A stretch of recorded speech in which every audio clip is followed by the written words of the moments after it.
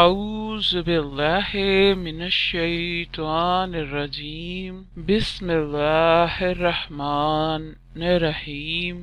السلام علیکم بہنوں اور بھائیوں، آپ کا خوش آمدید ہے کینوائے چینل میں، جہاں ہم آپ کو بتاتے ہیں خوابوں کی سچی اسلامی تعبیر۔ اور اس میں ہم نے ایک سلسلہ شروع کیا ہے جس میں ہم مختلف صورتوں کو خواب میں پڑھنے کی تعبیر بتا رہے ہیں۔ آج کی جو ویڈیو ہے وہ ہے خواب میں سورت آل عمران پڑھنا۔ اگر کوئی خواب میں اس سورت کی تلاوت کرتا ہے تو اس کی تعبیر حضرت ابن سیرین رحمۃ اللہ علیہ کے مطابق کچھ اس طرح ہوتی ہے کہ حضرت ابن سیرین فرماتے ہیں کہ اگر کوئی خواب میں دیکھے کہ اس نے سورہ آل عمران کی تلاوت کی ہے تو وہ اصل زندگی میں تمام برائیوں سے بچے گا یا بچنے کی کوشش کرے گا۔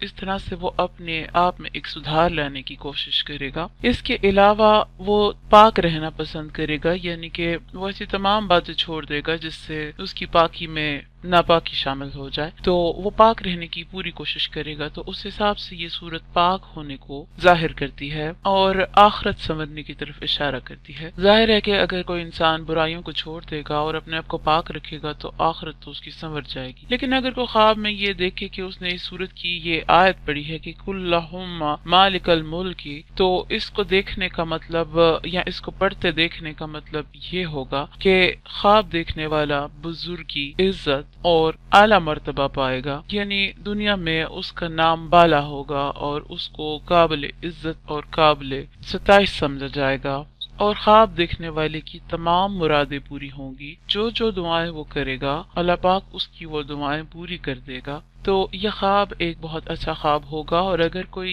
یہ آیت پڑھتا دیکھے شاہد اللہ، یعنی کہ خواب میں اگر وہ یہ دو لفظ پڑھتا ہے تو اس کا مطلب یہ ہے کہ اللہ تعالیٰ کی مرضی پر راضی ہوگا، یعنی خواب دیکھنے والا خدا کی مرضی سے اپنی مرضی کو منسوب کر دے گا، وہ اللہ کی راہ پر چلے گا، اللہ کی رضا پر راضی ہوگا اور اللہ سے شکوہ نہیں کرے گا۔ حضرت ابراہیم کرمانی رحمۃ اللہ علیہ کے مطابق خواب میں اگر کوئی دیکھے کہ اس نے سورہ آل عمران کی تلاوت کی ہے یا کسی اور کو پڑھتے دیکھا ہے تو اس کا مطلب یہ ہوگا کہ اگر تو وہ خواب دیکھنے والا مقروض ہے تو اس کا قرض ادا ہو جائے گا، یعنی کہ اس کے اوپر جو قرضہ چڑھا ہے وہ اتر جائے گا۔ تو اس لحاظ سے بھی یہ ایک اچھا خواب ہے۔ اس کے علاوہ بھی حضرت ابراہیم فرماتے ہیں کہ وہ لوگوں میں پسندیدہ ہوگا، لوگ اس کو پسند کریں گے، لوگ اس کو فالو کریں گے، اس کی طرز زندگی کو اپنانے کی کوشش کریں گے۔ نزہۃ المجالس کے مطابق یہ ایک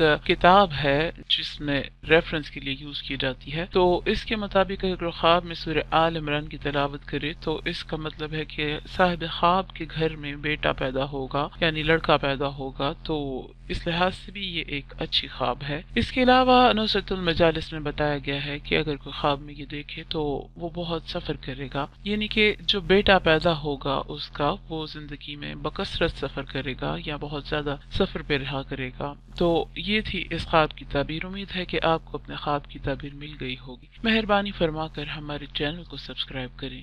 شکریہ۔